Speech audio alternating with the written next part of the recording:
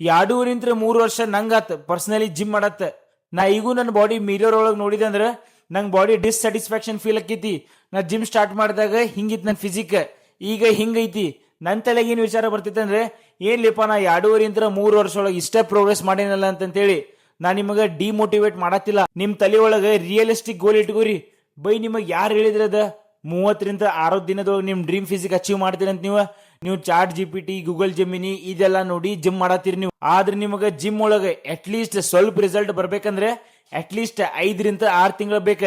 ಈ 5-6 ತಿಂಗಳೊಳಗ ನಿಮ್ ಬಾಡಿ ಹೆಂಗ್ ರಿಯಾಕ್ಟ್ ಮಾಡ್ತೈತೆ ಅಂತ ಹೇಳಿ ನೀವು ತಿಳ್ಕೊತಿರದ. ನೀವು ಸ್ಟಾರ್ಟಿಂಗ್ ಇಂತ್ರ ನಿಮ್ ತಲೆ ಒಳಗೊಂದು ರಿಯಲಿಸ್ಟಿಕ್ ಗೋಲ್ ಇಟ್ಕೋರಿ. ಹೌದಪ್ಪ, ನಾ ಇಷ್ಟು ತಿಂಗಳಾಗ ಹಿಂಗೆ ಟ್ರಾನ್ಸ್ಫಾರ್ಮ್ ಆಗ್ಬೇಕು, ಟ್ರೈ ಮಾಡ್ಬೇಕಂತ ಹೇಳಿ. ಅದ್ ಬಿಟ್ಟ ನೀವು 30 ದಿನದಾಗ ಬಾಡಿ ಮಾಡ್ತೀನಿ, 6 ದಿನದಾಗ ಬಾಡಿ ಮಾಡ್ತೀನಿ, ಬೈ ಇದೆಲ್ಲ ಏನು ಇಲ್ಲ.